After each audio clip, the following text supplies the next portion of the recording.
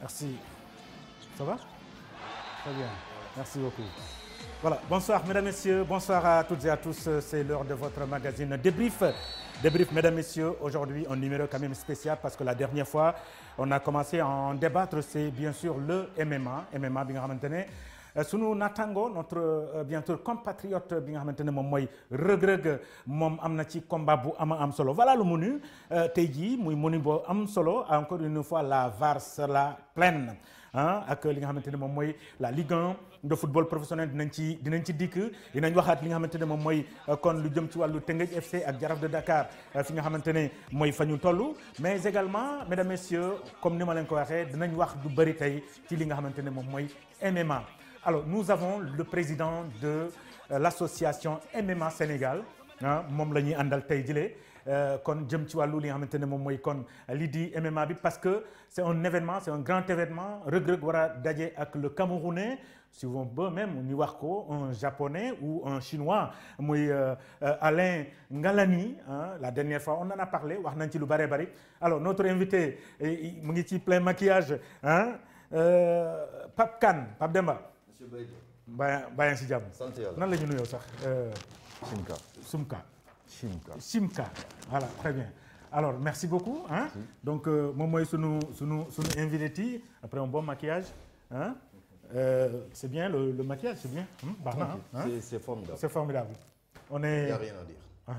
On est dedans. On est dedans. Bah écoute aujourd'hui tey dinañ waxtaanee lu bari jëm ci wàllu véritablement MMA bi. Effectivement parce que c'est un grand événement. Effectivement. Un événement bu rëy la ak Reug. Bon gis nañ fi première compétition bi ici au Sénégal. Alors tey jii jusqu'à combat bi fan la encore. Combat bi je pense que ce sera au niveau de Singapour. Singapour voilà. Combat bi c'est à Singapour. Alors dañuy dem plateau tout à l'heure alors je vous présente donc la rédaction.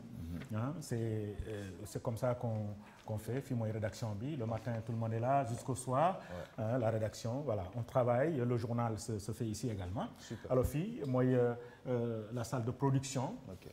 Avec pratiquement 10 tables yëpp ci production bi la nekk donc voilà fii moom c'est véritablement les rédactions les montages les journalistes tout le monde ñëpp fii la ñu nekk.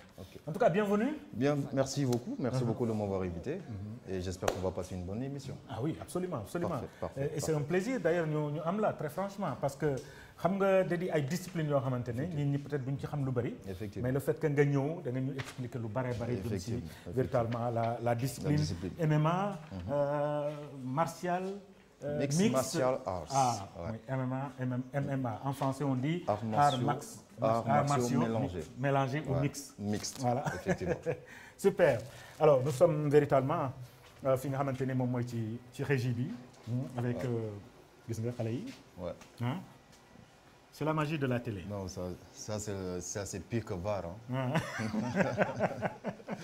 Formidable. Donc gars yi salaamaaleykum ziar nañ leen bu baax a baax comment vous allez monsieur le réalisateur il est où même Païs ziar naa le fou du village. C'est le fou du village alors ça c'est la régie vraiment ils sont prêts pour véritablement une très belle émission comme ni ñu koy faral di defee saa su ne en 2021 la DTV est venue avec d'autres ambitions une autre manière de faire de la télévision mais également dégager d'autres images véritablement réelles de la personne. Super. Alors ñu dañu dem au niveau véritablement du plateau donc li yëpp moom la donc bonne chance les gars. Voilà mélangeur réalisateur voilà tout le monde est là. Beaucoup d'écran voilà. Alors mais nag dinaa la woon benn combat. Ah oui. mooy combat bi ngeen organisé fii au Sénégal. Reug contre. Bouchika. boobu nag il faut nga commenter ma ko. Sofiane Bouchika. donc boobu il faut nga parce que man combat boobu def ma jaaxal gis nga ko bii. combat bii. combat bii. mais lan moo nekkoon seen bopp moment bi ngeen koy taxawal ba ngeen ñëw véritablement ba ñu ne waa tey combat bi ba les lutteurs ñu taxaw les deux c'était quoi qu'est-ce qu'il y avait dans la tête lan nga doon xalaat moment boobu une première organisation au Sénégal. Non, c'était dans le but de vulgariser un peu le MMA Sénégal. Faire découvrir un peu suñu combattants sénégalais yi ñu wane ni que aujourd'hui li am à l'extérieur, des combattants aguerris, ñun aussi am nañ ko fii au Sénégal et on a tenté le coup avec nos partenaires parce qu'ils sont venus nous voir et on les a accompagnés. Très bien. Alors mais combat bi Pais jox ma combat bi Reug Reug la dernière fois dama duggoon avec Alain Ngalani moom mooy ki nga xam ne nag moom la Reug Reug war a dajel kii Reug Reug bii bon mën nga toog ah. Merci. Mën nga toog voilà merci beaucoup. mën nga toog mais nga commenter ni combat bi parce que ce combat là véritablement Pape mu ngi ci doon wax dinañ ci dikk léegi mu nekk combat boo xamante ne jaaxal nañu bëri parce que tout simplement nit ñi ñëwoon nañ mais on s'attendait à ce qu'il y ait du spectacle nit ñi jóg xam nga véritablement combat bi neex mu yàgg mais c'était vite fait alors fii bi nu mu tudd li la ñuy wax combat au sol. ok combat au sol aujourd'hui mi ngi essayé parce que Sofiane mi ngi jéem a def clé de bras arme lock la koy jéem a def nii parce que bras bi boo xoolee ci ginnaaw mi ngi koy jéem a bloqué pour def ko benn prise mooy arme lock mais lui heureusement que il était puissant c'est pour ça que mu génn ci mais bu fekkoon ni que Sofiane il avait beaucoup plus de force que Omar fu mu toll nii arme lock bi dafay jàll te boobaa dafay abandonner parce qu'il va lui casser le bras donc du coup il s'est relevé et il a basculé encore c'est ça qui lui a permis exactement d'avoir prise bi mu bàyyi ko donc là c'était l'expérience de Sofiane aujourd'hui c'était de le bloquer au sol et d'utiliser les armes lock pour le faire d'échouer quoi du genre mais lui il a utilisé la puissance boobu nag moo ko permettre aujourd'hui mu génn ci combat bi. d'accord alors ñu gis ne aussi gis nga ba léegi Sofiane abandonné wul. il est resté au sol. mais ni ku koy bloqué.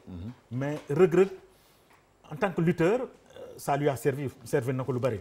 waaw li mu nekk mbër. lu mu nekk bagarreur servir na ko lu bari. parce que à un moment donné il a utilisé comme ni nga waxee sa puissance.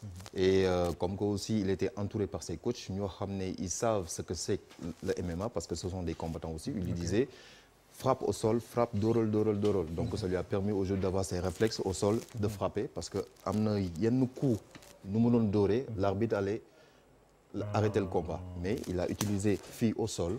parce que au sol il y a des coups qui sont pas permis. donc il a utilisé fii d'accord bii nii c'est pas bii au sol c'est pas permis d'accord bii au sol c'est pas permis juste position debout nga mën a def des strikes nii mais position couchée tu as le droit de taper comme ça d'accord heureusement loolu jot na ko assimiler ba nga xam ne loolu moo ko permettre au sol mu xaw ko sonal alors est-ce que bu nekkee position bi devant Alain Ngalani mën na ci génn. Ça, c'est autre chose. C'est autre chose. Pourquoi?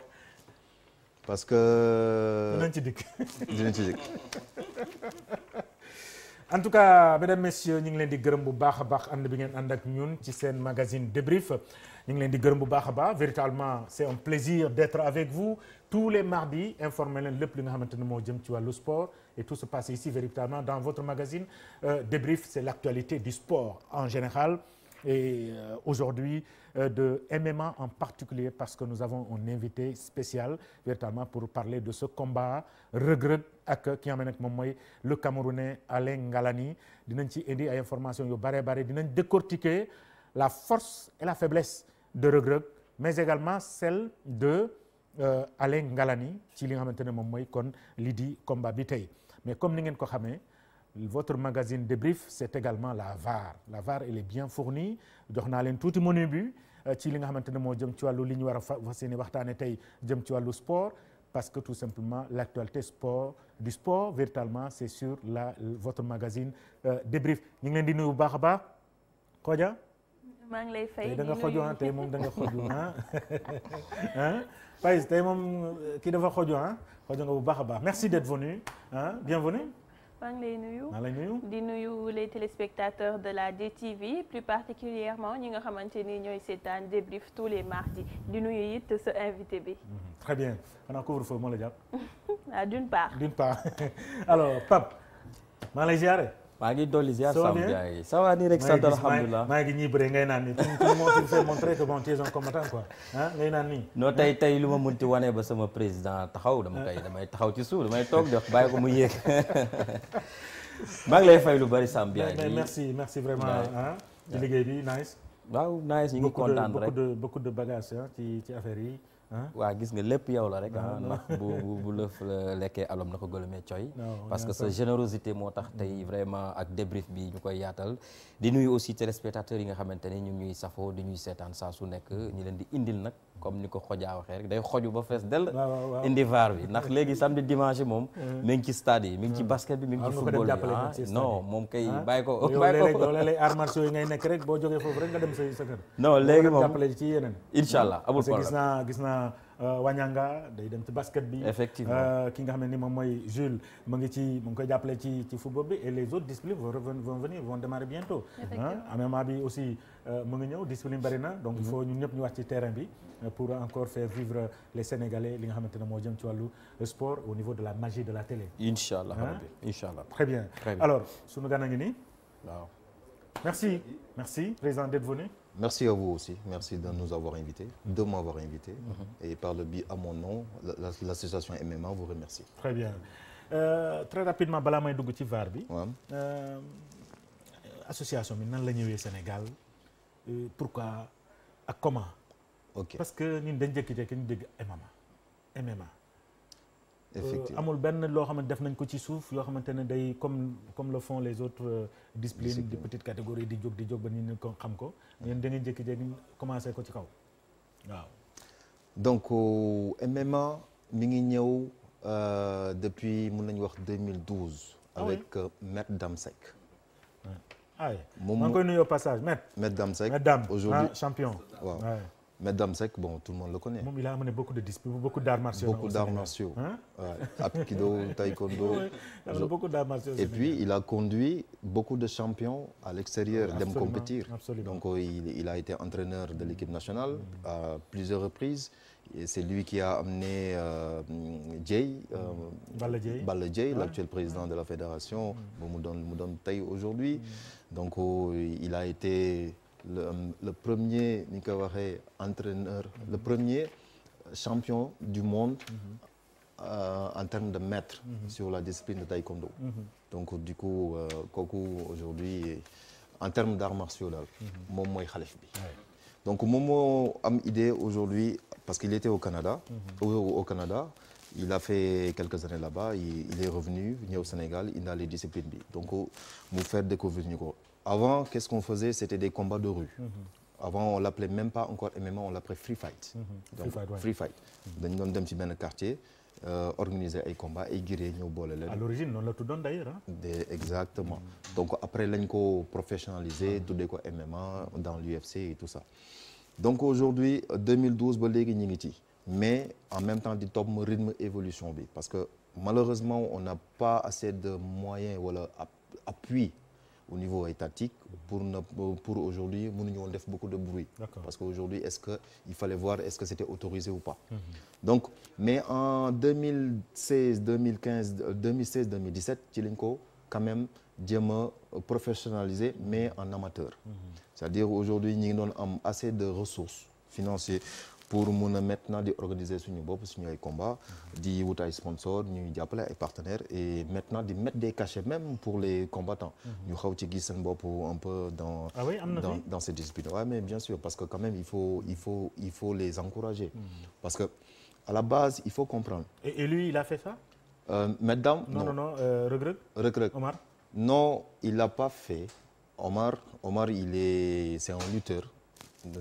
Il vient de la lutte traditionnelle, la lutte sénégalaise, champion Leti. Donc il vient de découvrir le MMA. C'était son premier combat. Mais comme que c'est un combattant, il a toutes les capacités d'adaptation. C'est pour ça qu'il a assimilé beaucoup de choses. Tes similitudes d'entraînement entre MMA et... Il y a juste quelques différences, mais c'est des compléments.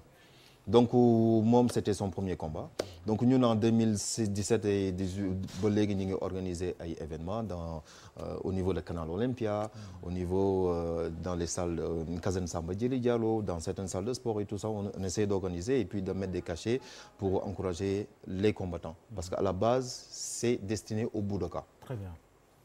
Ça c'est une précision. Ouais. Maintenant après quand on dit art martial ou arts martiaux c'est destiné au Budoka parce que c'est un package aujourd'hui du Budoka qui lui permet d'être un bon combattant de MMA. Maintenant parce que tout ce qui est lutte boo ñëwee nekk lutteur kese lutteur nga. t'es pas encore un combattant de MMA. il faut nga am yeneen bagage technique pour mun a être maintenant lutte kese déjà du art martial. Merci. C'est une bonne précision, n'est-ce pas? C'est une bonne précision. Hein? C'est mon maître en la matière. C'est une très bonne précision. Voilà. Pour gars yi mun a comprendre un peu la différence. Ouais. Et que ñu bañ a def ay comparaison entre MMA ak lutte. bokkul.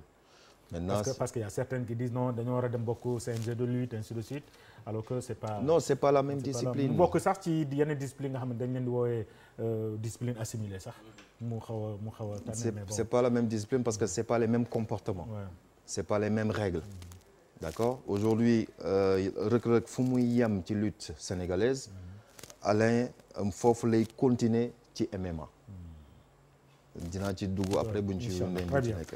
Merci beaucoup. Donc nous avons le président Pape Kane jëm ci wàllu MMA bi dinañ waxtaan lu bari ci li nga xamante ne moom mooy ce combat là ak lépp li nekk ci biir fu ñu jëm naka lañ koy defee comment il prépare le combat Reug Reug fan la ci toll mën na am sax ñu am Reug Reug ci biir émission bi depuis les États-Unis parce que la semaine dernière la dem États-Unis virtuellement c'est dans le cadre de la préparation mais demain dañu dem VAR.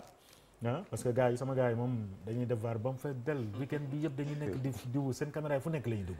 waaw Khoudia yaa ngi woon ci Ligue 1 football professionnel. oui surtout Teungueth FC mel ni ku relancé wu. Effectivement, c'est ça. C'était dans le cadre de la 3e journée du championnat sénégalais. Teungueth FC s'est imposé face à NGB. te xam nga ne NGB c'est la première fois que Teungueth FC daal di koy dóor. Ah oui. loolu lay doon loo xamante ni sax tax na ba ki nga xamante ni moo di coach Teungueth FC bi daal di koy magnifier. am nañ Pape Thiaw am nañ it ki nga xamante ni moo di coach Teungueth FC bi ñu dem seetaani élément bi avec la complicité de la régie. ci ca kanamu SNEIPS Excellence ñeel ñaareelu bésu jongante bu championnat sénégalais bi Teungueth FC daal dinay am ndamam bu njëkk ca stade Ngalandou Diouf ñu amoon ay jafe-jafe ngir daan équipe bii di NGB waaye nag lu ni mel doon na lu baax ci ñoom bu ñu sukkandikoo ci entraîneur Teungueth FC. ci la boo xamante ni amoon rythme au niveau jeu mu changé ñu un peu ak match bi nga xamante ni moom la ñu def. dimanche passé fële si Thiès et voilà baax na si ñun baax na aussi si adversaire bi dafay wane que rek tey match bi ñaari équipe yëpp dañ ko bëggoon dafay wane que rek ñaari équipe yi ku si nekk bëggoon nga gagner ku si nekk joxe nga li nga am donc loolu baax na si football bi baax na si ñun baax na si ñoom.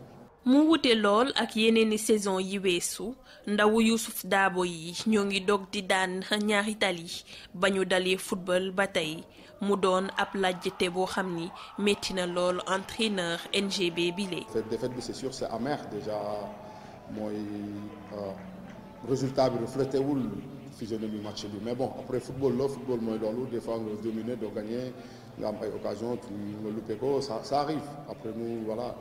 lu ñu tey jii nii li may xalaat mooy jéem a avancer corriger failles yu ñu am pour dem ci kanam maintenant Teungueth ci derrière. gannaaw seen ñaari génn yi ñu lajj Dakar Sacré-Cœur moom daal dinay dóor Génération Foot benn bal ci dara mu doonoon match bi gën a fës ci ñetteel bésu jongante bu Ligue 1 bi Jàmbaar ak Jaraaf lañoo daal di témboo waaye nag ca stade Ibrahima Boye équipe bi di Mbour Petite Côte moo daal di daan AS Douane ñaari bal ci dara. mooy 3e journée bu Ligue 1 football professionnel pour être complet ci boobu gën a gën ci la ñuy desandi ak Pambay moom mu ngi woon ci li nga xamante ne moom mooy 3e journée moom mu dëxëñ ko le résumé de cette 3e journée on a vu quand même le Jaraaf de Dakar résister malgré le match nul. Teungueth FC, les Africains se relancent, par exemple. Et la 27e, la première journée match retard bi, ce sera le 27 dinañ ci ñëw léegi. Mais d'abord, troisième journée bi après Teungueth FC, comment ça s'est passé? waaw Biagui ça s'est bien passé dans la mesure où tey gis nañ ñi nga xamante ni ñoo doon représenté Sénégal ci wàllu Afrique ñoom comme ni nga ko waxee noonu la amee mais jamono ji tembe jàmbaar moom moo daal di jël raw gàddu gi ba tax na rek moom daal dina témboo ak jaraaf benn bi fu ci nekk loolee dina tax moom mu am juróom-ñaari poñ ci Ligue 1 bi boobee nag ci ñetteelu journée bi ñu gis nag ñu xam ne rek ni kii di Teungueth FC ak jaraaf ñoom ña ngay continuer di wéyal seeni performance waaye jaraaf gis nañ ni moom 4e la daal di jël ci tableau de classement boobee Teungueth FC moom nag daal dina profité ci 2e sortie bi nga xamante ni def na ko ginnaaw bi mu am nag ab ndam loo xamante ni nag mi ngi ko am ci kaw ñaari tali loolu dina tax mu daal di jël 5e place bi am fa ñeenti poñ. AS Pikine moom ak Stade de Mbour nag dafa mel ni nag 2e place la 3e la daal di jël am 4 points bu ñu xoolee ci suufu tableau ba nag mu mel ni lii di US Gorée moom moo daal di tëj ci tableau de classement ba daal di am nag benn poñ rek ci biile championnat nga xamante ni nag ñetti journée la ñu amagul ndax Casa Sport moom ak US Gorée dañu daal di témbo benn bal fu ne. AS Pikine moom Stade de Mbour moom moo ko daan ñetti bal ci ñaar. Dakar Sacré-Cœur daal di daan nag ki nga xamante ni mooy Génération Foot liñ ci mën a jàpp. Jàmbaar jëlagum na raw gàddu gi Gorée nekk ca suufu suuf. Jàmbaar ay jàmbaar lañ pour le moment en tout cas ci 3e journée bu Ligue 1 football professionnel mais également wax nga sànq ñaari équipe yoo xamante ne ñu ngi woon en Afrique. mooy Teungueth FC ak Jaraaf de Dakar ñoom relancé wu nañ ci 2e journée bi. effectivement mais balaa ñuy ñëw ci loolu bëggoon naa ñu wax ci lenn. muy wàllum accréditation yi nga xamante ni moom la ñuy jox journalistes yi. parce que tey Khoudia bu jógewee DTV dem ba stade Ngalandou Diouf bu Rufisque dafa dem pour couvrir le match. et je pense que coronavirus bi moo tax ba tey ñu imposer 15 journalistes. donc on doit appeler bien avant pour être accrédité. donc tey journaliste bi nga xamante ni woote na 4 jours wala 3 jours avant pour être accrédité. on peut pas concevoir nga ñëw le jour J ñu ne la non stade bi fees na c'est-à-dire 15 journalistes yi mat nañ.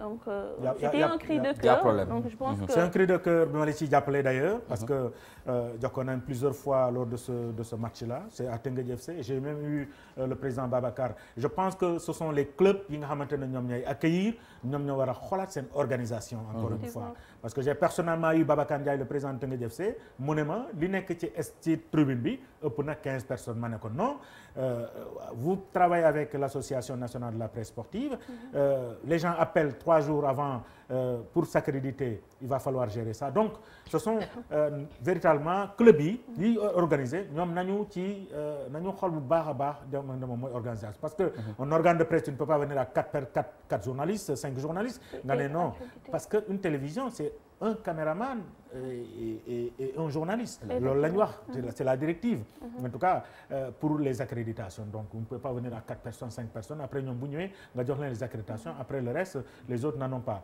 parce que encore une fois elle l'a dit c'est un problème de coronavirus les restrictions 15 journalistes l'ont autorisé nañoo bàyyi les 15 journalistes accrédités ñu dem foofu ñu bañ di joxe les accréditations à d'autres ñi nga xamante ne yellowuñ ko c'est un cri du cœur que j'appuie profondément parce que encore une fois dara yëkkatuwuñu bu dul véritablement la couverture des événements sportifs au Sénégal et dans le monde ñu dem ci Jaraaf ak Teungueth FC. d'accord ñu ñëw ci Teungueth FC ak Jaraaf mooy match en retard yi waroon a am ci première journée bi boobu Teungueth FC doon waajal li nga xamante ni moo di dem Ligue africaine des champions Jaraaf yi doon dem Coupe CAF ba tax na nag ñoom ku nekk di nga jàkkaarloog comme club de Rufisque bi dina jàkkaarloog Casa Sport mercredi 27 février au stade Ngalandou Diouf à 16h ca même heure ba nag Jaraaf moom dana jàkkaarloog Mbour Petite Côte stade Amadou Barry. Très bien merci beaucoup Khoudia Cissé xam naa da nga ci bëggoon wax.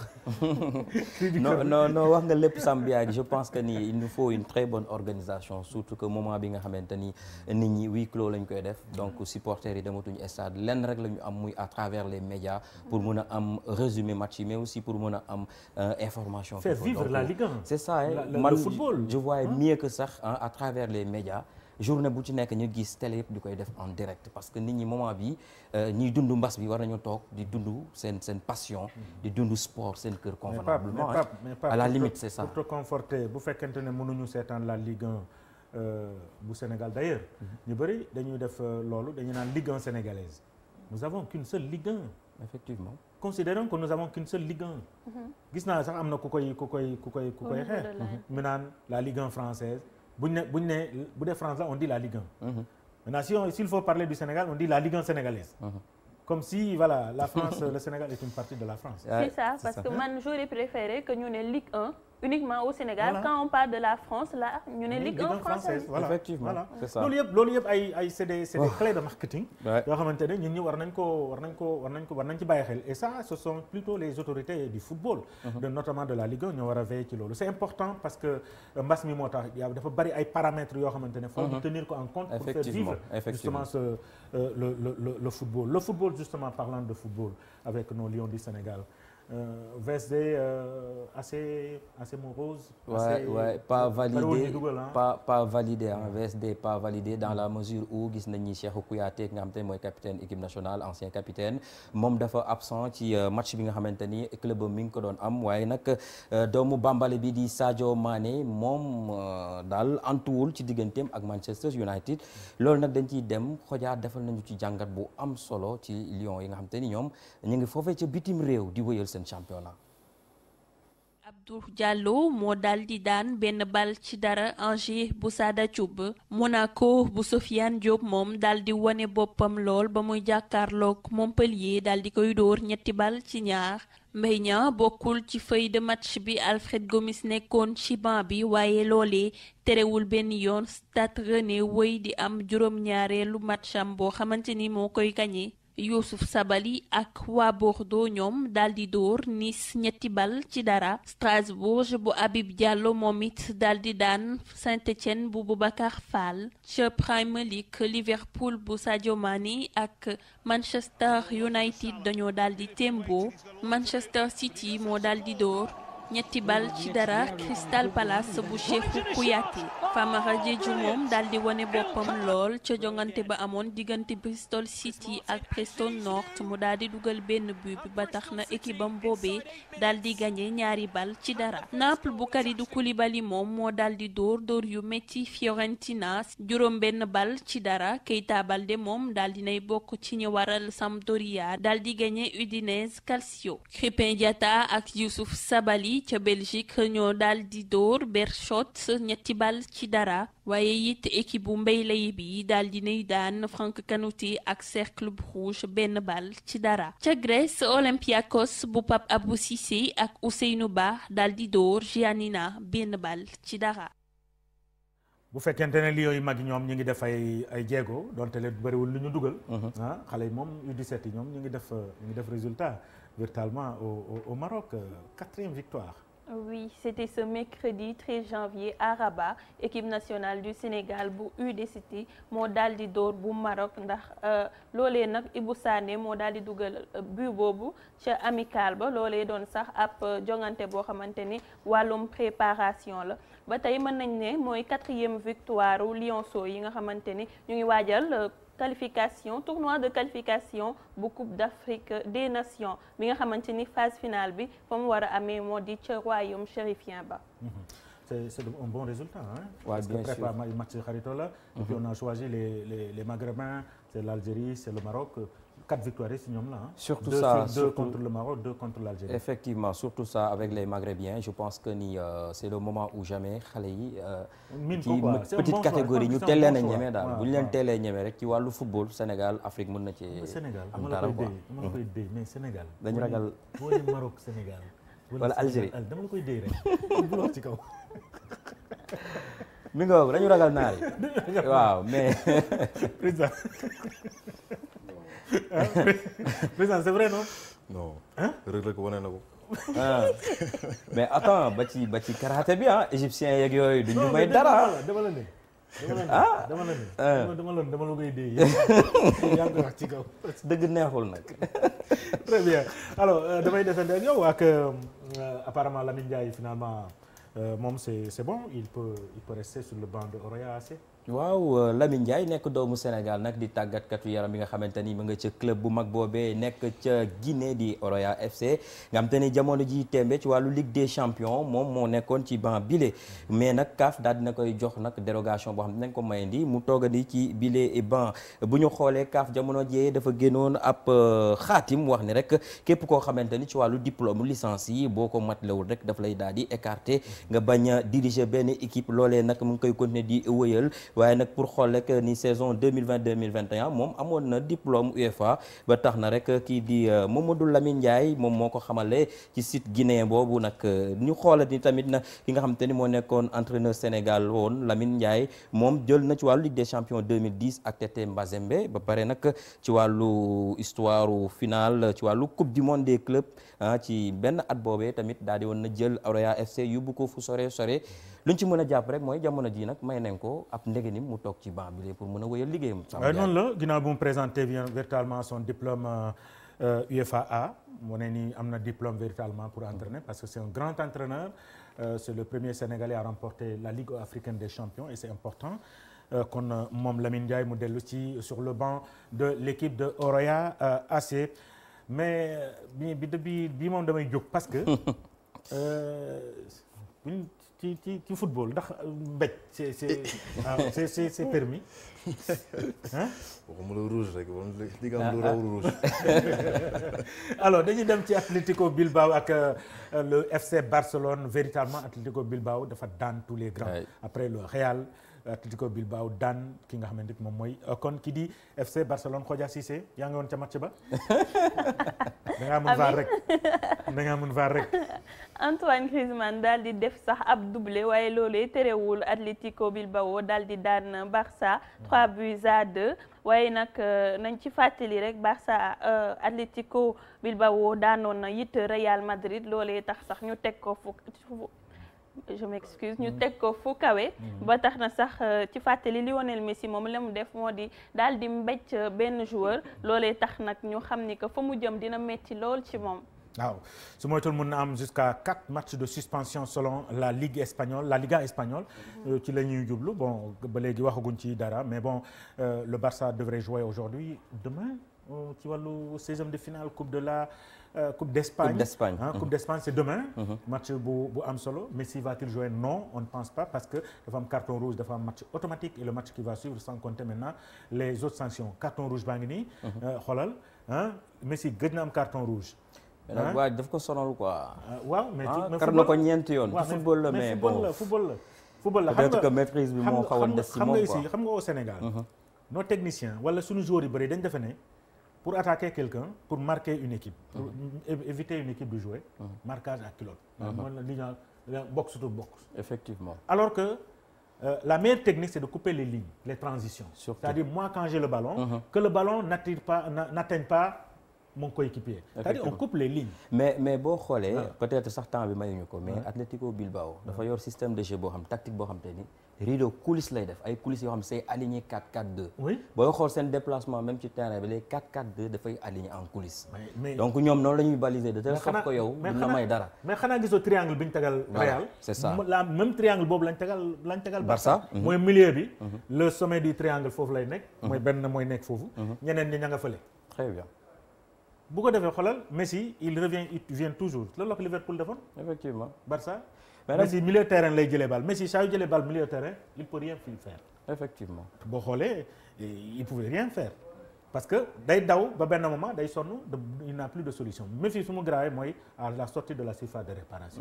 foofu buy am foofu les bal rek. jeex na yu muy tenté dina ci am ñaar wala ñett. day am espace. mais boo ko isolé muy jël bal bi muy récupérer le ballon jusqu'au milieu terrain t'as toujours un problème pour lui. boo xoolee noonu la ko def noonu la Atlético Bilbao noonu la def Barça Liverpool noonu la defoon Barça Atlético Bilbao noonu la def Real de Madrid moo tax match bi yëpp tu n'as pas vu Casemiro. effectivement. il était complètement perdu. Modric perdu. Hazard perdu. Benzema perdu. parce que tout simplement le système de Bilbao. il est très prometteur. mais Barça aussi booy xool coup de pied arrêté aussi tamit nekkul loo xam te ni seen fort. waaw même bii bi ñu rejeté noonu la. moo tax gis na William vraiment. moo nekk homme du match quoi. tout à fait. mais mi ngoog daal Samb bi Fam ñu desandi ak yow ci basket bi. waaw ci basket bi la ñuy dem football bi. waaw ci basket bi la ñuy dem nga xamante ni nag soo xoolee lii di championnat local bi commencé na door nañ ko comme ni nga ko dooree ci wàllu football bi nga xool jigéen ñi nag ñoom ñoo amal seen journée ak góor ñi ñi gis ASC Ville de Dakar am ndam Duc am ndam ci góor ñi day dem ànd ak reportage bi nga xamante ni Wajanga def na ko ci week-end ci yile jongante Jaraaf bu Ndakaaru dafa doon jàkkaarloog waa université Gaston Berger bu Saint-Louis ñoom nag ñu daal di dóor étudiants yi ci 68 à 45 lu ni mel nag Idrissa Sissoko coach club bu Médina bile di ko rafetlu. jafe woon na parce que ñoom comme dañoo gagné premier match bi nu mu yombee deuxième match bi ñoo échauffé wuñu bu baax moo tax ñu mën a ñëwoon premier quart-temps bi. ci beneen ndaje bi ASC Ville de Dakar mu ngi woon jàkkaarloo ak CMT bu Ziguinchor CDC daal di xalangu ci kanamu équipe capitale bile score final bi nekk 81 à 47. match yi lu muy gën a amélioré wu jouer ñuy jéem a corriger di améliorer pour mën a am niveau équipe bi donc du yomb championnat bi mënul yomb parce que voilà nous sommes l'équipe championne nous sommes l'équipe à battre équipe yëpp ils sont motivés contre ñun ñëpp dañuy bëgg a gagner. jàngale rek gis nañ ne premier quart-temps deuxième quart-temps te ne moo li mu wax sànq rek manque de effectif ci banc bi parce que on dañuy tourner ak 7 benn mooy long voyage bi. bi la ñaareelu bés championnat national 1 féminin bu basketball ñu amal ko ci huis clos Covid-19 moo waral lu ni mel équipe yi jamono ji ñu ngi adapté wu ci circonstances yi. dañu war a jouer ak feebar bi li ñuy def ni baax na et puis terrain yi nit ñi jouer c'est hyper important nit ñi jouer feebar baa ngi fii mais nañu respecter mesures barrières yi. ñu jàpp ni nag Duc moom dafa daal di daan équipe bi nga xam ne moom mooy saltige ci 105 à 29 ci góor yi nag Jeanne d'Arc moo daal di maîtriser équipe bii di ISEC ngir mu mën a bokkaat ci course bi Douane moom ci samedi bile daal di jàkkaarloog équipe bii di Louga basket club. jaajëf Abdoulaye Wanyanga jaajëf Pape Mbaye ci élément basket boobule basket bi la ñuy descendi te ñu ngi ko terminé ak AS Douane. AS Douane am na ay joueurs yoo xamante ne presque 4 wala 3 yoo xamante sélectionné nañu pour le tournoi de Yaoundé Khodia. Oui, c'est l'entraîneur de l'équipe nationale masculine Boniface Ndong qui a dévoilé cette liste de 19 joueurs qui vont prendre part à la deuxième et dernière fenêtre de la FIBA qualificative à l'Afro-Basket 2021 à Kigali. Tournoi boobu noonu nag dina am ci diggante 19 ak 21 février foofee ca Yaoundé. Donc 5 locaux yi nga xamante ne woo na leen moo di Alkali Ndour nekk AS Douane, Thierno Birahim Nia nekk Duc, Louise Adams AS Douane ba tey, Serigne Bamba Gueye moom it ba tey AS Douane, Cheikh Bamba Diallo AS Douane et Pape Moustapha Diop moom mu ngi Duc. AS Douane moom waxuñu dara de. wax naa la am na 4 am na 3 ba 4 am na benn Barcelonais aussi il était en équipe nationale mais dafa def retour dans la sélection. Si il s'agit d'El Hadji Omar Branco Badio. Voilà Branco Badio donc moom tamit dellusiwaat na une équipe nationale du Sénégal je rappelle que foofu entraîneur bi nee na amul préparation pour dem à Yaoundé. Parce que le Sénégal premier tournoi bi le Sénégal dafa am 6 points parce que dafa gagné adversaire am yëpp. mooy Mozambique. Angola ak également Kenya donc gagné 6 points donc au retour bu amee un match une victoire dafay daal di qualifié parce que 3 ñooy qualifié donc ci groupe bi donc kenn rek mooy dekk mooy toog déjà le Sénégal on peut dire que le Sénégal est qualifié pour l'Afro-Basket masculin bu Kigali alors bii nag moom mbir la moo xamante ne mu ngi xew ci ancienne ñaari Lyon ñoom ñu ngi joué seeni basket dans les tribunaux Pape loolu nu mu demee noonu. waaw doy na waar Sambia gi mbir boo xamante ni nag jamono ji temba ma ngi ci loxoy yoon nag nga gis nag Aya Pouye nga xamante ni moom moo nekkoon président des anciens basketteuses du Sénégal moom nag dañ ko daan ni def baaraamu tuuma lu toll ci ñeent fukki millions yoo xamante ni nag ki ko def mooy Aïda Diong mi nga xamante ni nag ñoom ñoo bokkoon bile bureau lu ñuy wax rek dafa am yenn ci ay soirée de gala bu mu organisé woon ca soirée boobee nag ñu am ca lu toll ni ci xaalis yoo xam ne ñu ngi koy laaj lu jëm ci wàllu sponsoring yeeg lu jëm ci wàllu primature aussi tamit nga xam te ni am na ab subvention boo xam dañ leen koy jox at bu nekk mu toll ci juróomi million jàpp fukki million moom nag daal nañ ko daan ñetti mois yoo xamante ni ñetti weer yoo xamante ni ci sursis la ko Aya di def waaye nag may nañ ko fii ba le 8 février mu def appel boo xamante ni dañ koy delluwaat ci yoon 8 février le tribunal di tranché ndax def na appel waaw def na appel démb la doon jugé jugé nañ ko démb donc délibéré bi le 8 le 8 joxe verdict bi la ñuy joxe verdict. mais daanaguñu ko ñetti weer. waaw premier instant daan nañ ko ñetti weer. yoo xamante ne du ko tëdd. mu war a fay 10 millions. 10 millions voilà. waaw savar bi de loolu laa jàng ci biir. loolu la noonu la amee noonu la amee moom daal li ci mënti am mooy ab soirée de gala bu ñu organiser woon. boo xamante ne nag recette ya ak yenn ci ay sponsoring ya. génnoon na koppar primature boobu bi lu mu doon joxe 5 millions à 10 millions. à 10 millions. ba pare te bureau bi aussi tamit nee na ñoom yëguñu ko woon xamuñu fa xaalis ba jaar te bokkuñu fi woon boolewul leen ci woon. lu ci mënti am rek dossier bi mi ngi ci table juge bi ña ngay xool naka lay mujjee. lu ci mënti am dinañ ci ñëwaat xool jàngat ko waaye daal doy na waar ay anciennes basketteuses je pense que bu ñu retourner pour defaraat lien yi la pour fàttali démb waaye bu ci yoon amee rek dafay daal di xaw a doy waar. dëkk bi nag dafa amatul léegi daanaka ñiy dox jàmm. parce que dafa am dans le sport ñi nga xamante ne le dialogue doit primer surtout. effectivement ko yu mel ni bu amee nit ñi dox ko rataxal ko ba mu jeex nga xam ne du yegg fenn yi. donc gis nañ fii un président de fédération bu yóbbu un athlète en prison donc Sénégal lay xewee c'est pas joli c'est pas bon il faut toujours ñu privilégier le dialogue. effectivement le dialogue entre sportifs. n'est-ce pas président. ah am na yoo xam ne jaru ko.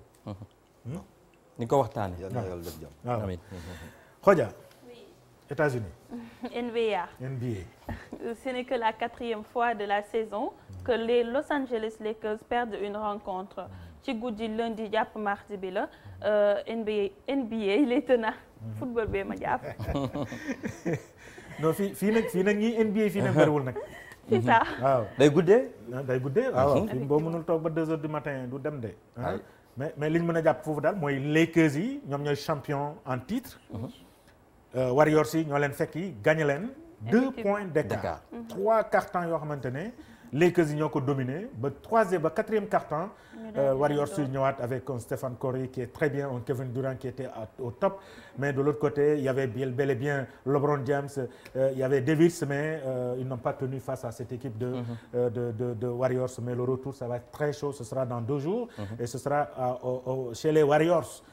boobu match boobu ñu bëri war nañ ko xaar ce sera à 2 heures du matin 115 à 113 2 points d'écart. métti woon na trop les Lakers ñoom ñoo jiitu woon. ñëw gars yi fekk si leen. dernière minute mu nekk lu am solo. mais yaa ko tàmbaloon gars yi yaa ji war nga ko indiwaat ah. man 2 heures du matin DTV laa ko doon kal yom Bamba yom coach kii yëpp ci biir vraiment dañ ko doon dund quoi. day ñëw te jamono ji lañ ko gën a soxlaa mu nuy wéttali. dañ xaar ba playoff yi. fa lay méttee. baax na coach dafa président dafa mel ni day seetaan xam naa suivre nga match bi démb. match bi démb suivre ma ko nag mais après. le lendemain j'ai juste vu kii c'était un très bon match. C'était excellent. C'était super. Excellent. C'est le meilleur du basket. Non, la NBA. Non, c'est formidable. C'est formidable. C'est très tactique, très technique, très discipliné et puis c'est beau. Très bien. Mesdames, Messieurs, le thème de ce soir yegg si nañ ci ginnaaw bu ma gërëmee la VAR ak li ñu indiwaale. nga ne lan. dese naa de. ah bon moom nag jeexal nag de. surprise. mais dafa mel ne benn la ndax bu làmb gi sàjjee rek. dafa mel ni MMA bi dafay duggaale ci biir. waaw. ndax xam nga ni boobu ba léegi ak Covid bi gis nañ làmb ji doxatul mbër yi génn nañ ñaxtu nañu. amateurs yi ñaxtu kan nga yónnoon arène nationale. wajangaa de dem na fa xool lan moom parce que daal yànj na mais ba léegi daal ñi ngi xaar amateurs yaa ngi xaar ndax nag combat yu mag yi ñu fi tëgg ay yom Modou Lo Bombardier war a jàkkaarloo ak Balla Gaye Modou Lo ak Ama Baldé Gris 2 Abdou Diouf ak yeneen waaw dafa mel ni wajangaa doxantu na fa bàyyi mu yónni wajangaa Pikine ñu dem combat boo xam ne dina dox diggante Balla Gaye 2 ak Bombardier alias B52 beneen combat boo xam ne dina dox ci diggante Lac de Guiers 2 bu écurie Waalo ak Eumeu Sène bu écurie Tay Singa ñu jàpp ni nag yooyu la combat yëpp ba léegi mënuñu ko amal lu ko waral mooy arène nationale bi ubbeegul ay buntam ñi nga xam ne ñoo yor wàllum tàggat yaram fii ci biir Sénégal dañoo bëggoon ñu amal ay combat te public bi du ko teewee lu ni mel nag ñi yëngu ci wàllum làmb bi daal di ko bañ lànk tëdd ci suuf waaye nag am na nag ay waxtaan yu ñu tàmbali ngir ñu xool nan la ñu mën a fexe ba ubbiwaat làmb ji waaye ba tey furaas daal di xëddeen ñu jàpp ni nag bi la situation nekk na loo xam ne jamono ji nekkul lu arrangé promoteurs yi ak lii di mbër yi waaye tamit ñi nga xam ne ñoom ñooy amateurs yi bëgg nañ gis arène bi mu ubbi ay buntam ndax ñu mën a am ay combat comme ñoom nuñ ko bëggee. jaajëf Abdoulaye Wagnanga ci leeral yooyu le ni nga ci lu leer jëm ci wàllu véritablement arène nationale mi nga xamante ne ubbeegul xam naa ne waa MMA sax dinañ ko soxla mooy arène nationale parce que mun naa am ay combat yu mën a am foofu la. Ah mais bien sûr, bien sûr. Arène nationale, Arena même. Stade surtout Arena. Stade bu mag bi. surtout foofu c'est le cadre idéal déjà. Parce que il faut pas que ñi fàtte, c'est pas un stade de basket. Effectivement, omnisport. Voilà, c'est omnisport. Aujourd'hui boo demee aux États-Unis wala foofu c'est genre yu mel nii la ñuy organiser UFC. ay Arena. de milliers de places. Il suffit juste de mettre le décor et puis ça va. On y pense, on y pense et on y travaille. Très bien. Alors joxaat leen ma combat Reug Reug wala Pais nga jox ma Alain Ngalani parce que sénégalais yi faw ñu gis ko. ñi xaatim yaram bi. waaw ci la bokk de lu leer laa la wax. Samb yaa ngi bul tiitloo mbokku Reug Reug bul tiitloo sénégalais yi tey am na ku ma ko wax de dama pap sànq. benn mbokku mbërëm. dama Pape li ngeen di def bu leen tiitloo mbokkam yi ma ne ko ñun de suñu liggéey rek la ñuy def nañ bëgg sénégalais xam rek kan laabal affaire. En tout cas alors Reug Reug jox le ma combat Reug Reug sànq duggoon nañ ci ak le président je rappelle tout simplement suñu thème tey véritablement c'est sur le MMA ak li nga xamante ne moom mooy MMA Reug Reug face à la montagne Ngalani. loolu lañ fas yéene waxtaanee véritablement tey jii ñu war a am nañ suñu invité di le président de l'association MMA Sénégal Pape Kane sànq ñu ngi yoon ci waxtaan ci li nga xamante ne moom mooy les combats tey ngeen am un grand combat mooy le combat de Reug Reug sànq commencé woon nga dugg ci voilà Alain Ngalani mu ngi nii waaw Alain Ngalani mu ngi nii de. Bon, Alain c'est un combattant. C'est un combattant comme Reug Reug. Mais li monsieur Dieng di wax tout à l'heure sénégalais yi bu leen tiit. Ah bon? Non. Aujourd'hui defal analyse. Alain Ngalani il n'a eu certes 9 combats. 4 défaites. 4 victoires. 5 défaites. 5 défaites. Ci MMA. Ci MMA, pro MMA. Je parle de sa carrière de MMA. Comme champion là dans K1, kickboxing et tout ça, on n'en disconvient pas. Mais MMA, c'est autre chose. D'accord? Il a beaucoup d'aptitudes, il a beaucoup de techniques. En low kick, high kick, tanky. Trop. Aujourd'hui, même pronostic, disons, bu ma doon analyser combat bi, je vais aller à l'encontre de beaucoup de pronostiqueurs. C'est-à-dire qu'aujourd'hui, 2 choses moo doon nekk ci combat bi. Agressivité. président yaa ngi gis. yow mën nga nekk di xool de xooloo kii de. Agressivité ak endurance. yaa ngi xool kii. moo tax ma wax la loolu. Aujourd'hui il est très technique. au niveau des pieds. moo tax ñi naan Reug Reug dafa war a def un combat tactique toog di ko xaar et tout ça erreur la. parce que pourquoi aujourd'hui quand il frappe du pied il frappe pour blesser il ne frappe pas pour du def appel. bu nga def appel cof tuuti nga ñëw nga wàcc ci kaw non il frappe pour blesser et aujourd'hui un lourd tu dois pas encaisser certains coups parce que xamoo fu mu lay dal xamoo fu mu lay wàññi et tout ça donc Reug Reug doit être agressif jouer sur la proximité et essayer aujourd'hui comme ni lay def quoi mu def nii exact mu babat ko pareil l'agressivité c'est ça la clé du combat l'agressivité mais s'il est passif toog di ko xaar 1 2 Ngalani boobaa dina ko sonal. te yaakaar nga ne Ngalani moom tamit di nga wax ni nekk du ko préparer. non day ne kii day ñëw ci man. avantage bi Reug Reug am mooy Ngalani xamu ko mooy xamul lan mooy fooru Reug Reug à part dégg na lutte sénégalaise. d'accord mais loolu aussi insuffisance la aussi ci Reug Reug moo tax aujourd'hui il est accompagné par suñu benn combattant Mamadou Diouf. moo ko accompagné Singapour moom moo koy entraîné kooku ci association MMA la bokk donc aujourd'hui kooku aussi c'est un combattant très technique aujourd'hui mi ngi koy jox yenn clés yi nga xam ne au moins dina xaw a nekk au niveau de Alain aujourd'hui Alain c'est vrai moo ko en termes de technique moo ko ëpp en termes d'expérience moo ko ëpp il est très physique il est très physique mais je vous dis une chose je vous rappelle une chose Reug Reug moo ko sut poids Reug Reug moo ko ëpp. Ah oui? 108 kilos Alain.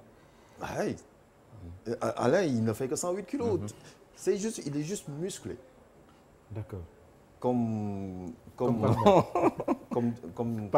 Pambay. Il est juste musclé. Mais en termes de poids. Reug Reug moo ko poids moo ko sut. donc am na. saa yu Reug Reug mi tuutiwul de.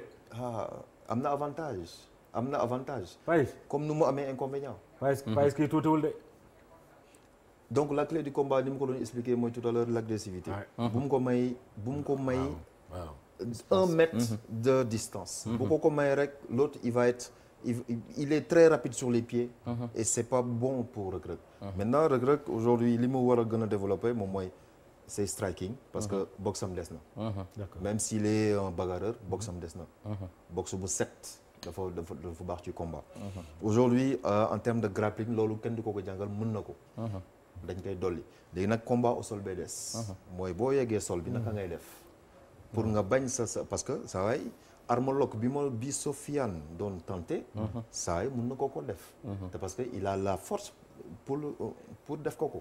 donc il doit éviter gars yi waa ji def ko arme lock boobu noonu. ça peut lui casser le bras. ça peut lui faire une luxation et ainsi de suite. xoolal. c'est que kii deful yëfu nit. waaw tamit mais saa waay jàmbaar saa waay kii. président yow xam nga yow sax bële mën ngay xool nee naa nga xool waa ji xoolal waa ji. non mais c'est spectaculaire. c'est-à-dire lii mooy def charme MMA. c'est ça charme. C'est spectaculaire. Aujourd'hui non il est très bon. il est très bon en termes de mais boo xoolee palmarès am baaxul.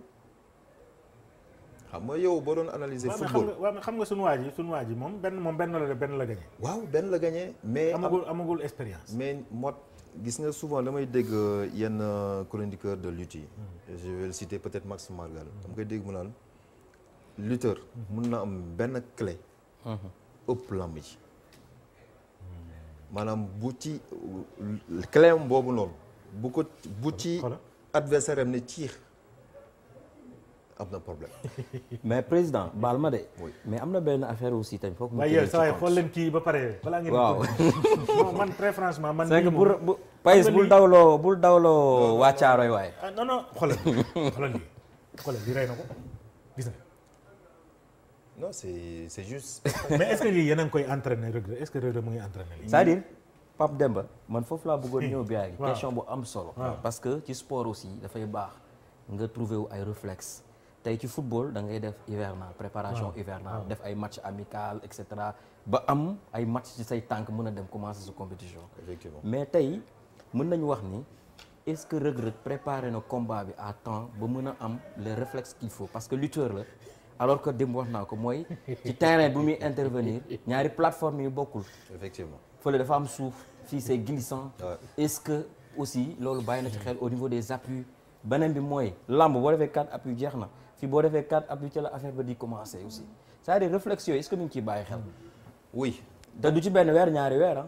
non effectivement. voilà mais encore une fois da ngay quand tu es combattant. am na aspect yu bari ba pare nga nekk champion ci benn domaine. notamment la lutte sénégalaise. soriwul ak MMA.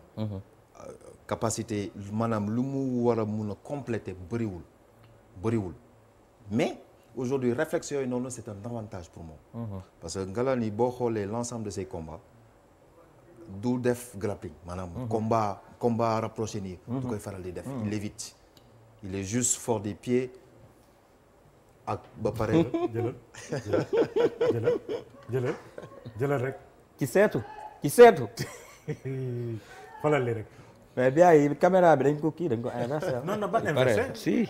inversé lan. caméra bi ñu ko inversé. si. mais. non.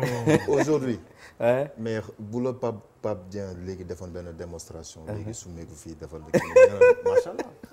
c'est juste spectaculaire. ah bon c'est juste ça. xoolal récupération bi. aujourd'hui non il est souple. c'est ce qu'on appelle la souplesse. Kodja doo wax.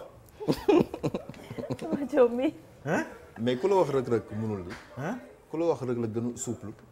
ku la wax Reug Reug aujourd'hui en plus gis nga le fait que muy def ni ñu koy waxee mu jaar ci lutte traditionnelle. roofo yooyu ñuy def di génnaat mais loolu c'est de la souplesse.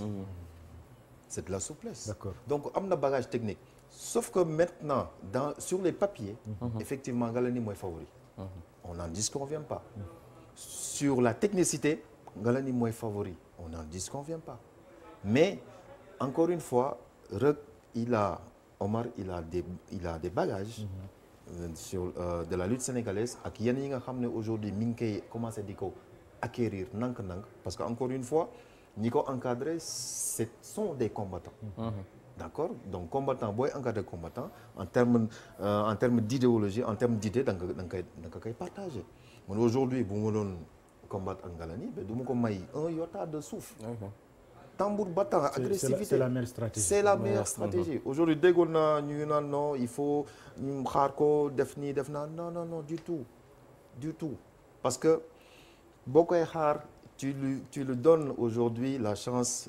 d'exprimer moom ses atouts et loolu il faut l'éviter c'est-à-dire que nag waxuma nag mu ñëw rek à l'aveuglette non avec intelligence aussi combat bi 6 mètres lay commencer rapproché wu 5 mètres 4 mètres 3 mètres boum mais il faut le faire d'une manière graduelle et intelligente doo ñëw rek boum non parce que ni ngay ñëwee noonu la lay def beneen nii et puis il doit savoir aujourd'hui savoir utiliser les coups de genou dama ko démontrer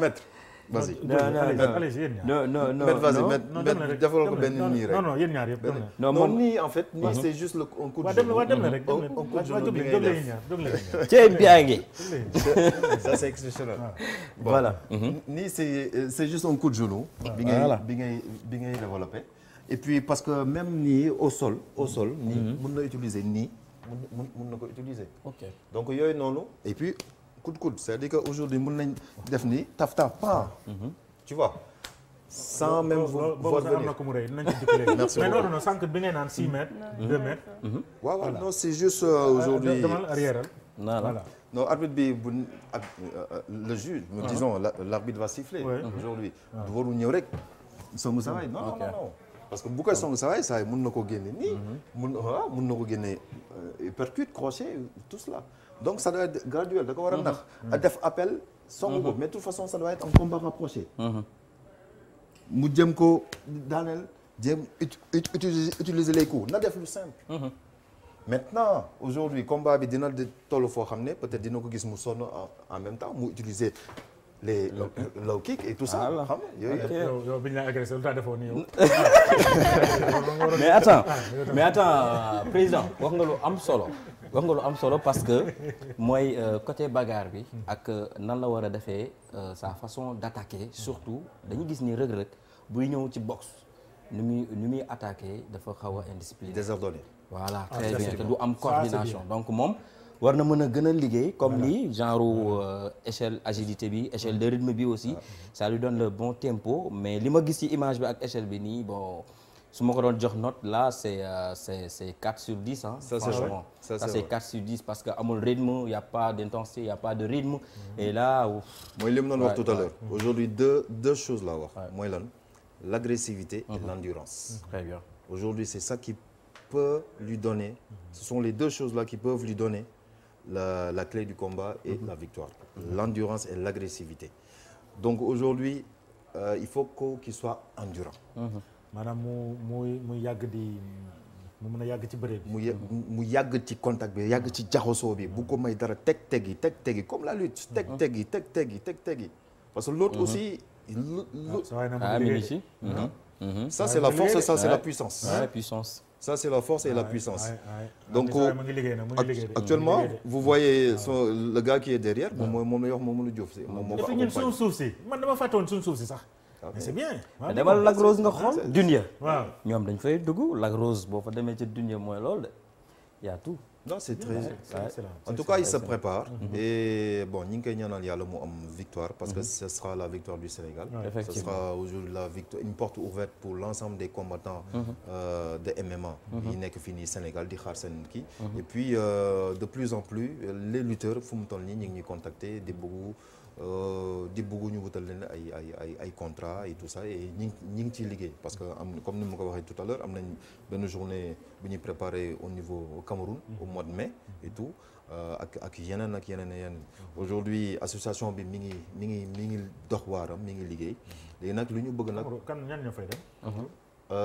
on a des combattants sénégalais fii ku mel ni Moussa Togola aujourd'hui Moussa Togola il a autant de sorties autant de victoires man à mes débuts parce que je suis suñu waa ji nag mu ngi liggéey de non mi ngi liggéey man aujourd'hui à mes débuts man déjà d'accord président là mais je suis toujours combattant MMA. Ah bon? Aujourd'hui bien sûr mooy li ma la wax MMA aujourd'hui mais Biagui li nga xamul MMA ci championnat bi ci saison bi nii dañu organiser ay combats yu dul jeex.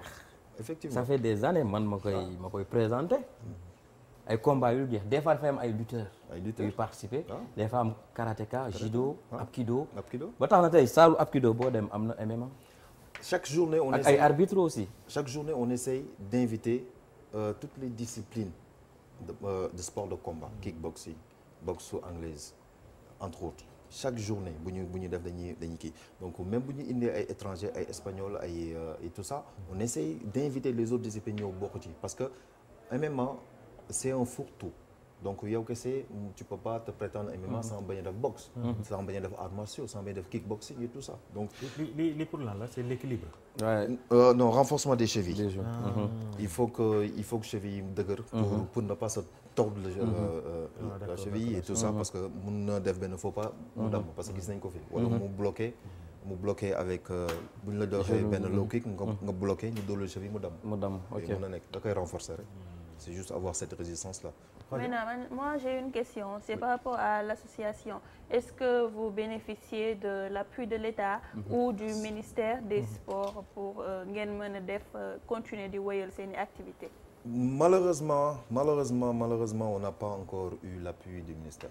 Est-ce que def ngeen ay jéego? Def nañ démarche bi dem nañ fa à plusieurs reprises mais ba léegi amaguñu genn cause te ba léegi on n'a pas pu rencontrer le ministre pour exprimer ko un peu suñu souhait ak suñu besoin parce que ñun suñu souhait suñu besoin c'est pas de se faire de l'argent, c'est de développer le sport de combat. Aujourd'hui sport de combat boo développer MMA yaa ngi développer les arts martiaux. Parce que fu mu toll nii arts martiaux ñëpp gis nañ ni que kenn mënu ci c'est pas un gagne-pain. D'accord, depuis plus d'une trentaine d'années tous les budoka aujourd'hui mënu leen wax lii lañ am ci sport bi donc du coup ñëpp ñi ngi se rabattre ci MMA bi. Donc aujourd'hui ministre dama koy saisir solennellement di ko ñaan aujourd'hui mu gëstu l'association MMA Sénégal parce que aujourd'hui ñu reconnaître ko. ñu reconnaître ko déjà. Parce que encore une fois l'erreur bi nar a am. mooy confier ko à des personnes qui n'y connaissent rien du tout. Aujourd'hui balaa ngaa nekk sëriñ nekk taalibe. dañoo tarbiwu aujourd'hui MMA. Pourquoi ma wax loolu parce que on est sorti du milieu des arts martiaux. Parce que loolu mooy base bi. Tu peux pas aujourd'hui te prétendre être un kickboxing, quelqu'un qui pratique le kickboxing, tu penses que tu es un combattant MMA. Ou le boxeur, tu penses que non. Il faut avoir les aptitudes. Xam exactement ce fourre-tout là pour mun a moo tax dama koy ñaan solennellement mu recevoir l'association. L'association c'est des bureaucrates ñoo ci nekk. C'est des responsables ñoo ci nekk. Aujourd'hui c'est des journalistes ñoo ci nekk. D'accord, c'est des banquiers ñoo ci nekk. Pour te dire aujourd'hui on est en train de développer une équipe pour def sans bruit nag ni trompette dans la légalité parce que on fait pour le moment moo tax on fait de l'amateurisme. On n'est pas encore au niveau professionnel boo xam ne dañ koy parce que c'est interdit encore au Sénégal, c'est pas encore reconnu. D'accord. Je rappelle que même aux États-Unis notamment en Pennsylvanie fi nga xamante ne foofu la njëkk ñëw les gens ne l'ont pas reconnu en 83 dañ ko interdit jusqu'à 93 ñu mujj ko reconnaître une discipline. Oui. Parce que aujourd'hui après avoir revu les règles et tout ça parce que mooy li mu doon wax avant c'était free fight. Free fight c'était un combat libre. dañu jël un Khouraïdia qui vient de combat de boxe. jël benn kenn ku ñu nekk karaté ñu boole leen. C'était ça l'idéologie. D'accord, maintenant ñu dem ba léegi maintenant professionnaliser ko di combattant yi xam ni que pour être un combattant aguerri il faut avoir beaucoup de compétences dans plusieurs domaines. On rappelle également depuis 2014 il n'y a pas eu de comment on appelle quelqu'un qui fait de MMA? Un combattant de MMA. Un combattant de MMA n'est pas mort dans les combats depuis 2014. Mais avant, il y a eu 7 morts. Ouais, parce qu'avant, effectivement, c'était pas bien encadré. Les gars, ils savaient pas exactement. Moo tax de plus en plus boo xoolee, il y a beaucoup de règles, il y a beaucoup de ni nga koy gisee nii, ils sont très bien. ñoom xam nañ fu ñu dóoree parce que xam nga souvent xeexu mbedd souvent da ngay sa yaram bu tàngee da ngay dóor tu as tendance à taper n'importe comment. Alors que bii dañuy ànd ak seen lucidité même lu ñu sonn dañuy ànd ak seen lucidité. Même combat au sol gis nga ko ci combat Reug Reug bi jéemul xalaatul benn yoon dóoree nii. parce que bu ko doon def ñu ko doon disqualifié. D'accord? Donc il a gardé son sang-froid malgré l'adrénaline. Donc du coup, c'est des combattants assez... waaye man zone bi ci suuf daal nga ne waa ji bu duggee mën na ko... Ah si. wala parce que la dernière personne, le dernier combattant qui est mort, coude la woon. Le coude la woon, da ko coude après mu dem teen yóbbu ko hôpital. ñun depuis 2012 ba léegi. suñu combat yëpp on touche du bois. amuñu fi blessure grave. benn blessure grave lañ fi amoon mooy lan mooy man. sama baaraam moo demoon. te dama xëy la lundi dem liggéey. Donc juste pour vous dire que combattant MMA. Non c'est vrai mais quand même c'est amusant parce que boo koy seetaan da ngay am leneen looy yëg quoi franchement mais li Khoudia wax sànq dafa am solo gis nga boo xoolee Sénégal mu am retard Pape Demba. Bon peut-être que mënoo ko wax mais ñun dañ koy wax parce que dañ koy dund di koy gis peut-être que bi ñu ñëwee communication bi ñu ci def moo baaxul dañoo ñëw ñu ne voilà MMA dafa violent dafa am violence traite beeg affaire yooyu alors que ñu dramatiser ko de telle sorte que ñi ko waroon a défendre ñi ko waroon a jaay valoriser ko ñooñu je pense que ñoo njëkk a yëkkati kàddu wax ni dafa am violence effectivement alors que ñun ñu ciy dem di koy animer ñun ñooy annoncer les combattants biyaa gi combat yi am yëpp ñun ñoo yor micro bi ñoo annoncé yom Akila ak Togola ak ñeneen ñu ci mënti doon ñu organiser gendarmerie nationale organiser ko place de l'Obélisque organiser ko Marius Ndiaye ci banlieue bi yooyu yëpp donc nekkoon na combat yu grave mais li ma wax sànq mooy communication bi ñu jox ak étiquette bi ñu collé MMA moom moo jaadu de telle sorte que nit ñi mu am benn retard ci Sénégal mais ni nga ko organiser combattant buy ñibbi am nga sa cachet boo xamante ni vraiment da nga daan yéeg ñu jox la médaille nga ñibbi wekk sa kër mais ñoom au moins avec leur partenaire jéem nañ fexe ba tey boo yéegee wàcc nga yóbbaale xaalis am na xaalis waaw gis nañ fi Omaro voyage na fi dem à l'étranger léegi voilà waxatul dara mi ngi koy développé am na ay centre dev lu mu njëkkee champion la en boxe léegi ubbi na centre am en tant que jeune jël fa yeneen jeunes ñu fay kii donc je pense que message bi nga def président il est temps ministre Matar Ba ñëw recevoir leen parce que vous êtes des responsables vous êtes des gens yi nga xamante ne tey réew mi yaakaar na ci yéen ngeen proposer que le projet et que voilà ñu xool li ci mën a nekk lu ci mënta mettre ñu teg ko ci suuf. Oui, pourquoi pas mettre en place un CNG en attendant wala un CNP en attendant ñu dem ci fédération comme toutes les autres disciplines. Effectivement commencé et que mu am des textes véritablement parce que lépp loo gis aussi. Surtout des disciplines sportives ce sont les textes les règlements et tout ça ñu mën a xam règlement bi mais comme ni ko Pape waxee ni ngeen duggee la aussi parce que man bi ma gisee Rocky Balboa mu ngi fële Bombardier dem fekki ko ñoom site ainsi de suite ci la xam ne y a le MMA et que fii au Sénégal bi ñu defee combat bi laa xam ne y a le MMA existe au Sénégal effectivement et ça émission à travers cette émission laa xam ne y a de combats qui se font effectivement dans les salles. Donc ça veut dire tout simplement pour conforter li nga xamante ne moom la Pape wax il y a une très mauvaise communication autour de cette discipline qui est très mal qui a un peu fracassé la porte pour entrer au Sénégal. Mais cette mauvaise communication elle vient pas de nous c'est-à-dire que comme ni mu ko waxee c'est des gens aujourd'hui qui n'y connaissent rien du tout qui gis ay images aux États-Unis et tout ça wax jàpp ni que c'est quelque chose de violent alors que mosuñu ko gis de visu ñu pratiquer ko aujourd'hui nee naa la depuis 2012 on le fait te machallah on n'a jamais eu de cas yu grave aujourd'hui bu fekkoon ni que c'était pas quelque chose de noble wala de extrêmement grave les bureaucrates comme man du ma ko pratiquer xëy dem liggéey encore une fois ak ñeneen des journalistes qui le font ak ñeneen moom mii boo ko yéegaloon léegi mu combattre MMA dans sa catégorie ah donc léegi moom nga man nag. waaw yow. yow kenn fu nga def amul problème nañu dugal. non yow bàyyi bàyyi la nga jox ñu xam-xam bi. ah bon waaw ñu mettre mais président xeeb na la de. non xam nga nit ku nekk ak. Pais coupé l'émission président man lay xeeb en direct nga may xeeb.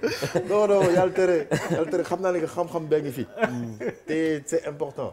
parce que on a besoin des personnes yi nga xam ne ils connaissent bien les textes et tout ça parce que encore une fois on a un programme. bi nga xam ne mën nañ ko teg sur la table du ministre. pour wane ni que lii mooy suñu programme parce que MMA Kids. l'MMA de la petite catégorie actuellement ñu ngi koy développé dans les salles parents yi dañuy confier seen ay doom mais c'est avec protection avec risque aujourd'hui c'est pas de la violence c'est juste de la technicité bëre ñu et puis c'est bon ça pour se protéger toi-même c'est bon pour se protéger c'est des réflexes yaa ngi koy wax tout à l'heure surtout Khoudia da nga war a dem def MMA pour se protéger c'est pour te protéger en fait parce que nit ko aussi daf ngay am défense waaw gis nga am na boo demee ci àll bi am na ay rab yoo xamante ne seen défense lañ yor.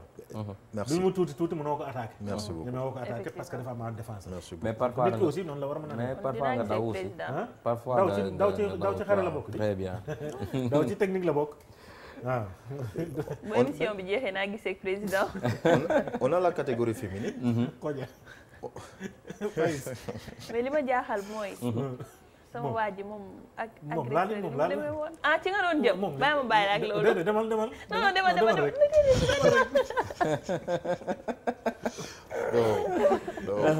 am nay jigéen de am na jigéen ñuy def bu ndaw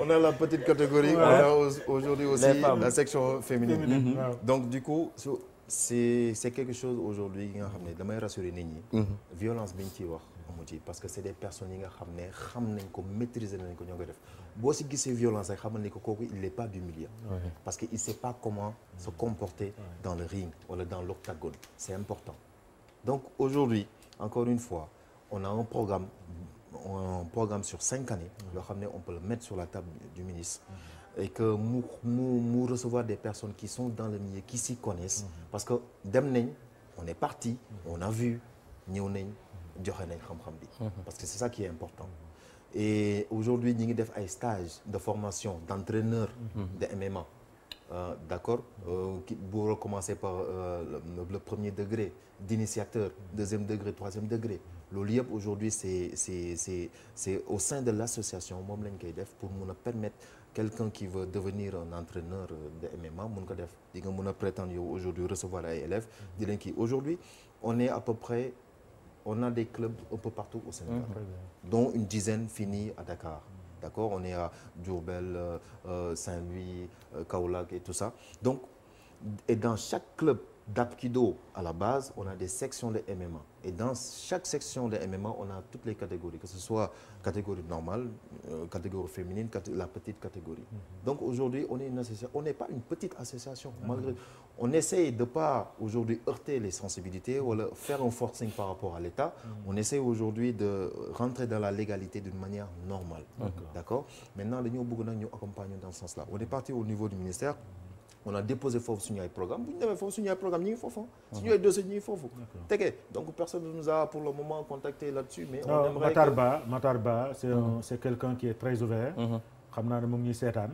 dina ci bàyyi xel également Fall moo le directeur des activités physiques et sportives moom tamit dina ci bàyyi xel bu baax a baax ci war leen parce que encore une fois c'est un plaidoyer effectivement je pense que le ministre il est très sensible c'est quelqu'un très franchement qui est très ouvert sur des questions comme ça voilà yaakaar naa dina ci jóg très très rapidement alors Pais jox ma sunu waa ji xam image ak ma doon woon sànq vraiment regret mais nit ñi foo tourné ci mbedd bi ñi naan waa ji bu ko jàppee mais kii yéen da ngeen a xamul kii regret gis ngeen sànq entraînement yi mu doon def da ngay xam ni kii il est prêt bu kenn ragal amul tiit amul ragal. bu kenn ragal. yéen ñëpp fu mu leen tiit bu leen ragal. mais même chose daloon na Gris 2 bi muy dem fële.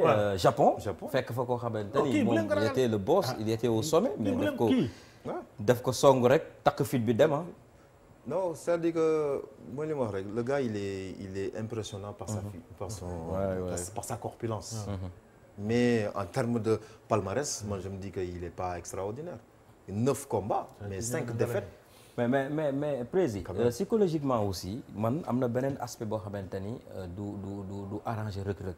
mbër dañ ko xamee mu ngemb dugg si bu dugg see bàqu xool tribune bi gis supporters yi affaire bi yokk ko fit xabtal li gaa yi naan xabtal. effectivement mais saalu Singapour bi su duggee moo ki yooyu ànd.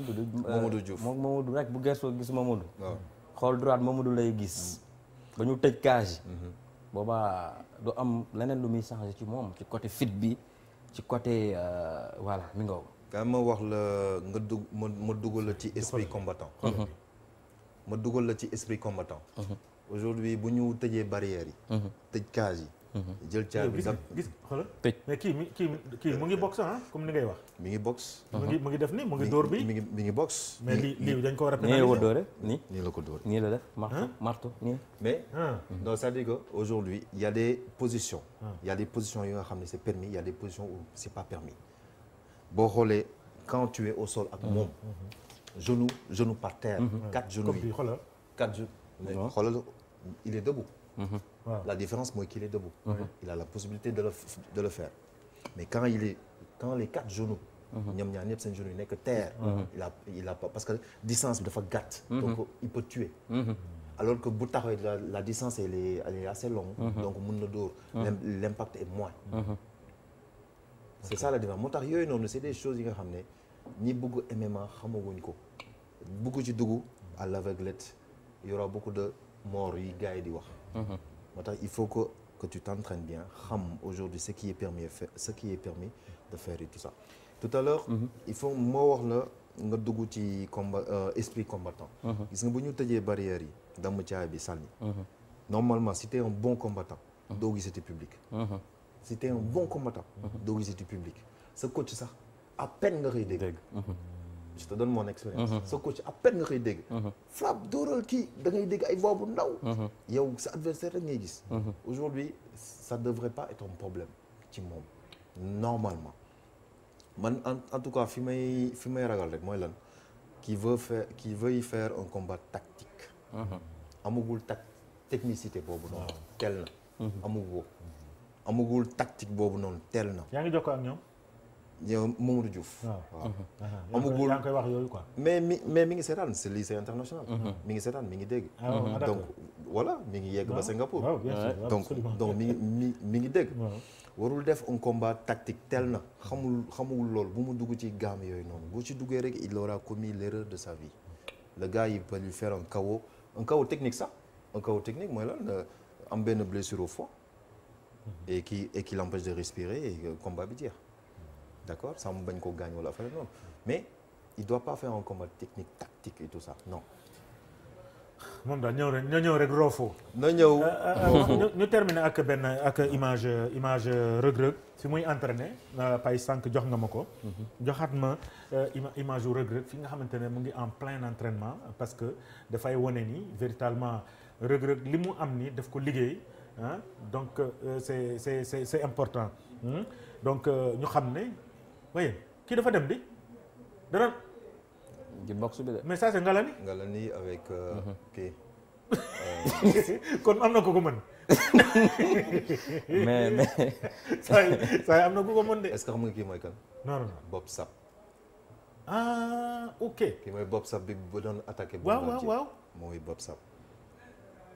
mais saa waay tàng de tout mu génn. cordé sax mais allez naan teel de ñu ngi jaar ci poxotaan. waaw ci flanc yi lay jaar. regarde sa manière de combattre fii nii. di nga xam ce qu'il est naturellement lan la am.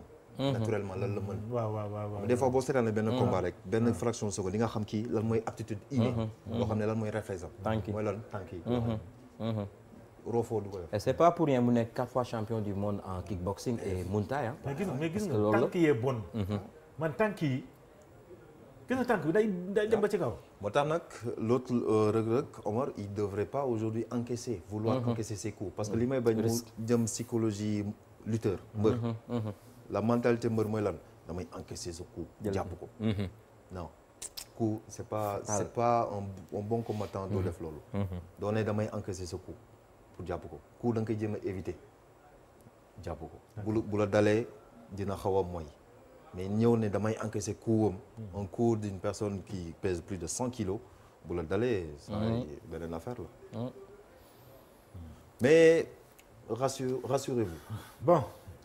Reug Reug est plus grand que lui. baax na en termes de taille, en termes de masse moo ko ëpp masse, en termes de poids aussi moo ko ëpp. d'accord donc aujourd'hui il doit jouer sur ça. âge bi aussi tamit dina jouer. âge bi moo ko gën a nekk xale. 45 ans 28 ans. waaw moo tax ma ne man en tant que président kii 46 ans la am. non 46 ans. 46 ans. ok aujourd'hui man mun naa ko ne di combattre ba léegi. d'accord ma xëy suba takk sama cravate dem liggéey. donc pour inciter ñeneen ñi. waaw président ku la gis nga takk cravate ak man comme man jógal. ku la gis nga takk cravate. sérieux. Pais xool gis nga. macha allah. pourtant mais c'est très joli. mais yow ku la gis nga takk cravate mais day kii de day waar de. non mais dara kii la rek dress code la rek. en termes de liggéey bay ko laaj rek ñu takk sa cravate dem liggéey tout ça. waaw d'accord léegi sama kii ñemewul ñibbi moom kese. waaw moom ñoom Pais ñoom Pais. waaw ñemewul ñibbi ñoom kese. inchallah donc nga leen di gunge nga gunge waale xoja. non xoja la war a yóbbu mu ñibbi. voilà xoja mu yóbbu la gën. non bàyyi ngeen yóbbu ko. non yóbbu ko couvre-feu bi. couvre-feu oblige quoi. waaw ginnaaw man dañ may agressé amul problème. mooy agressé. Mesdames, Messieurs, merci beaucoup c'est un plaisir véritablement ànd ak yéen ci seen magazine débrief ñu ngi leen di jaajëfal bu baax a baax di leen sant ci ànd bi ngeen ànd ak ñun président ñu ngi lay jaajëfal bu baax a baax. merci beaucoup à vous. Vraiment on a fait le tour de la question hein. effectivement très bien à très bientôt inchallah. merci Khodia merci. à la semaine prochaine inchallah. ak beneen. équipe baax voilà Pape Mbaye merci. merci beaucoup Sambi. très bien. waaw ba Madi incha allah ñu fekke ko ak jàmm. très bien merci beaucoup. merci nu ñu nuyoo sax ci Covid-19. Chimka. bii baax na ci Covid-19. waaw baax na ci. waaw Chimka. allez au revoir merci beaucoup. merci ciao. again.